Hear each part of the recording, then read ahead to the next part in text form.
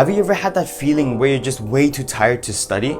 You know, that feeling where you just come back from school and the only thing you can do is just lie down in your bed. When I was studying in my school library, I studied there for 4 hours straight, just trying to solve this one little stupid math equation. No matter how many times I checked it with the answer key, I just could not understand it. That day, I sacrificed both my breaks and my lunch. You know that traumatized soldier meme? That's exactly how I felt. But in this video, I'm going to show you tips that I personally use to deal with burnout and prevent situations like that from ever happening again. The first thing that you want to do is just to take more optimized breaks throughout your study sessions. So if you haven't started doing this already, start studying with a timer.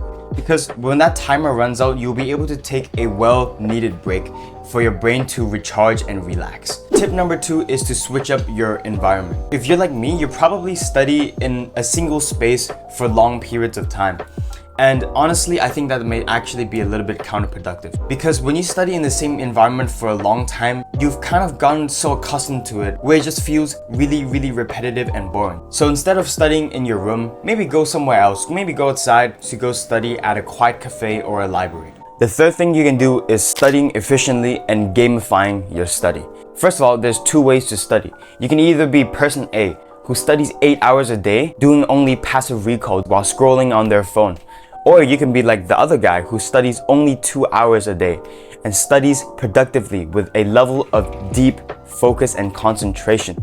You want to be that second guy, right? You don't want to be studying 8 hours a day because firstly, if you study 8 hours a day, you're not having a good study-life balance and that will make you burned out much more quickly. So if you want to be studying effectively, you need to use active recall methods like past papers and flashcards. If you do only those 2 methods for like 2 hours a day, 2 to 3 hours a day, you're going to be really proficient at the thing that you're studying. In 2 to 3 hours, you can probably do like 1 or 2 past papers, right? If you do 1 or 2 past papers every single day for like 2 months, you're gonna be really good at all of the subjects that you're gonna take for that exam. And instead of taking notes, you wanna be putting them into flashcards instead, because flashcards are active recall, notes are passive recall. So flashcards are gonna be way more effective than taking notes. Now let's talk about gamifying your studying. This is a very easy way to make your studying actually enjoyable, and you'll find that it's much harder to burn out when your studying is fun. So how do you gamify your study? Basically, you want to set a level of challenge or difficulty for yourself that's just a little bit outside of your comfort zone. I mean, think about this, right? Why are games like Dark Souls, Sekiro, and Elden Ring, why are they so fun? They're not fun because they're easy, right? They're fun because they're difficult. They're fun because they're challenging. So if you can do the same with your studies, your study sessions will be much more enjoyable and you'll burn out from them less. Here's an easy way to gamify your study. For example, you want to do like 1 past paper in like 1 hour or something like that.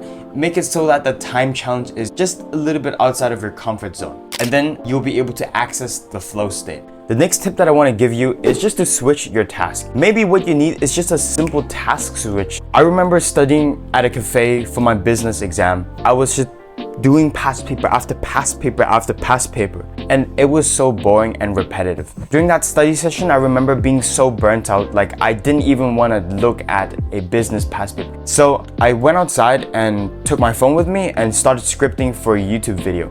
And honestly, I'm not gonna lie, after that scripting session, I was able to get back into that workflow of doing my business exam. So maybe all you need is just a simple task switch. Alternatively, you could also work on your hobbies. You might think that's unproductive, but I beg to differ, because when you work on something that you actually enjoy, I think it can really help your brain relax. And then in the future, you'll be able to get back into that workflow much better. And so I think working on your hobbies is actually quite productive. Psst, bro, check out Successful Students if you want to become an academic weapon. As always, may God guide us on the right path, and I'll see you in the next video.